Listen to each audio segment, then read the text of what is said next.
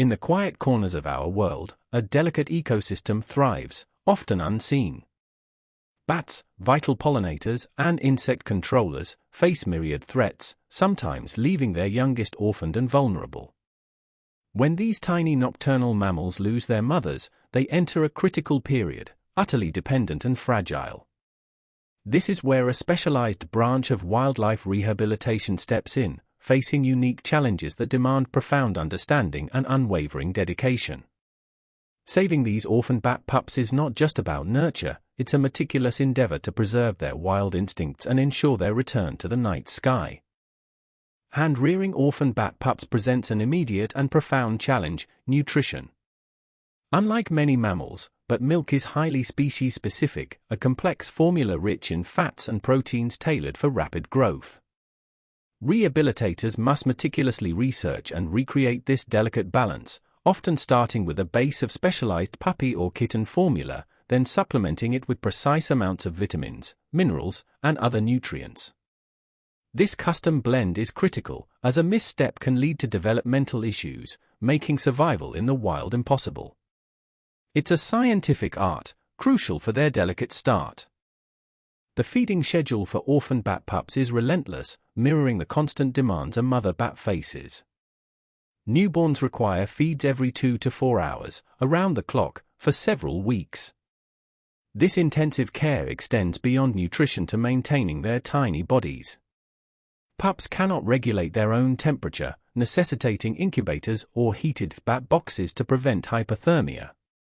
Every feeding, every temperature check, every hygiene routine is vital. It's a commitment that blurs the lines between day and night for rehabilitators, as they become surrogate parents to these miniature nocturnal beings, ensuring their fragile survival. A critical, yet counterintuitive, aspect of bat rehabilitation is minimizing human contact. While offering life-sustaining care, rehabilitators must consciously limit interaction to prevent imprinting or habituation. Bats must remain wild to survive in their natural habitat. Gloves are always worn, and interactions are strictly functional, focusing on feeding, cleaning, and health checks. Pups are often housed together, providing essential social interaction with their own kind, which is crucial for developing natural bat behaviors and communication. This delicate balance ensures that while their lives are saved, their wild spirit remains untamed. As the pups grow, the focus shifts from sustenance to developing the intricate mechanics of flight.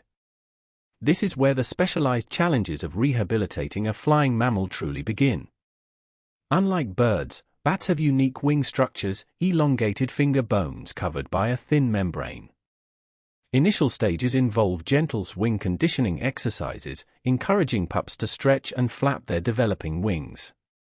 This builds muscle strength and coordination, preparing them for more complex maneuvers. It's a gradual process, mimicking the natural learning curve a pup would experience clinging to its mother, slowly gaining confidence and capability. Teaching flight behavior in captivity requires a highly specialized environment. Rehabilitators construct large, enclosed flight cages, often resembling aviaries, designed to allow bats ample space for sustained flight without risk of injury. These enclosures must be free of sharp edges, with natural branches and textures for climbing and roosting. The size and complexity of the flight cage directly impact a bat's ability to develop essential skills like turning, diving, and landing. It's not just about flying, it's about navigating an environment, a crucial step towards mastering the aerial agility needed for survival. Once basic flight is established, the focus shifts to building stamina and agility. Young bats, much like human athletes, require rigorous training. Rehabilitators encourage prolonged flight sessions within the enclosure, often enticing bats with food placed at different points to simulate natural foraging. This sustained activity strengthens their delicate bones and muscles, improving their cardiovascular endurance. The goal is not just to fly, but to fly efficiently for extended periods, a necessity for hunting insects throughout the night. It's a crucial phase that hones their physical prowess for the demanding life in the wild. For most bats, successful hunting relies on echolocation, a sophisticated biosonar system. In captivity, rehabilitators must provide opportunities for bats to hone these innate skills. Live insects, like mealworms or moths, are introduced into flight cages, challenging the bats to detect, track, and capture prey in a simulated natural environment. This practice is vital for developing accuracy and speed in their echolocation calls and responses. Without mastering this skill, a bat released into the wild would struggle to find food, making all prior efforts futile. It's a nuanced form of education for these nocturnal hunters. Bats are highly social animals, and successful reintegration often hinges on their ability to join an existing wild colony. Rehabilitators meticulously identify the exact bat species, as different species have distinct social structures and habitat preferences. Where possible, orphan pups are raised with other bats of the same species. This interaction is crucial for learning species-specific communication, social cues, and behaviors. When it comes time for release, locating a healthy, established colony of the same species is paramount, as acceptance by the group significantly increases the individual bat's chances of long-term survival and thriving in the wild. Before the ultimate freedom, a final phase of preparation ensures the bats are truly ready for the harsh realities of the wild. This involves transitioning them to a diet solely of insects, ensuring their foraging instincts are sharp and efficient. Rehabilitators also introduce subtle elements that mimic natural threats, such as sudden movements or sounds, to help develop their predator awareness. The goal is to make them self-sufficient, capable of finding food, navigating their environment, and avoiding danger. This pre-release conditioning bridges the gap between the safety of captivity and the demands of their natural world. Releasing hand-reared bats back into the wild isn't a simple act of opening a cage. Many rehabilitators employ a soft-release strategy to maximize success. This involves placing the bats in a temporary enclosure, often called a hack box, at the chosen release site for a period of acclimation. This allows them to adjust to the local environment, sounds, and smells before flying free. During this phase, supplemental food and water may still be provided, allowing the bats to venture out and return as needed. This gradual introduction minimizes shock and increases their chances of establishing themselves in the wild.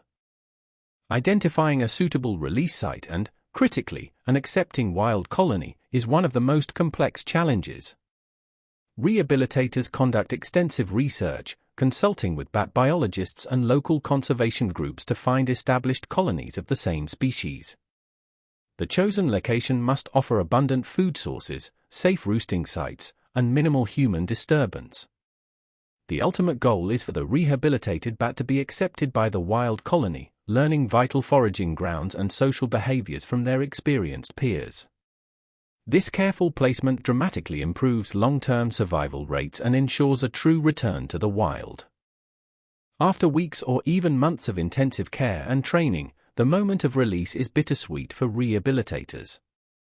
It is the culmination of countless hours, sleepless nights, and dedicated effort. As the tiny bat takes its first unassisted flight into the vast expanse of the night, it carries with it the hope and hard work of its human caretakers.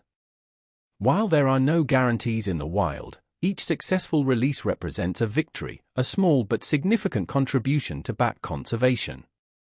It is a powerful reminder of the resilience of nature and the profound impact of human compassion. The journey doesn't always end at release.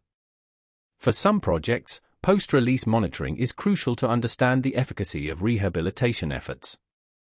Tiny, lightweight leg bands or even microchips can be used to track individual bats, providing invaluable data on their survival rates, integration into wild colonies, and long-term foraging success. This research helps refine rehabilitation protocols, ensuring future efforts are even more effective. While challenging, tracking provides concrete evidence of success and helps measure the tangible impact of these specialized interventions on bat populations and their vital role in our ecosystems. Even after successful rehabilitation and release, bats face an array of significant threats in the wild. Habitat loss due to deforestation and urban expansion diminishes their roosting and foraging grounds. Pesticide use reduces their insect prey and can lead to poisoning. Wind turbines pose a direct collision risk, while human disturbance in caves and roosts can disrupt sensitive colonies. These external pressures highlight the critical importance of rehabilitation. It's not just about saving individual bats, it's about bolstering populations against ongoing environmental challenges, ensuring these unique creatures continue their vital ecological roles. Among the most devastating threats to North American bats is white nose syndrome, a fungal disease that has decimated populations. Rehabilitators face the additional challenge of caring for bats affected by this disease, and the difficulty of releasing them back into potentially infected wild populations. The fungus, Pseudogymnoascus destructans, thrives in cold, damp conditions, attacking bats during hibernation, causing them to wake up frequently and burn through their fat reserves. This unprecedented ecological crisis underscores the desperate need for conservation efforts, including the meticulous work of wildlife rehabilitators. The journey of rehabilitating an orphaned bat, from a fragile pup to a soaring nocturnal hunter, is a testament to the extraordinary dedication of wildlife rehabilitators. This work demands not only scientific knowledge and meticulous care but also immense patience, empathy, and resilience. It's often a solitary and thankless endeavor, fueled by a passion for conservation and a deep respect for these misunderstood creatures. Their commitment extends beyond saving individual lives. It contributes to the broader health of our ecosystems, reminding us that every life, no matter how small or seemingly insignificant, plays a crucial role. The specialized challenges of hand-rearing nocturnal mammals, teaching flight behavior in captivity, and reintegrating them into wild colonies are complex, yet absolutely vital. Each bat successfully rehabilitated and released helps to stabilize populations, maintain biodiversity, and ensure the continued ecological services bats provide, from pest control to pollination. Their success stories underscore the critical importance of wildlife rehabilitation and conservation efforts worldwide. By understanding and supporting these endeavors, we contribute to a future where bats continue to thrive, silently patrolling our night skies, a testament to nature's resilience and human compassion.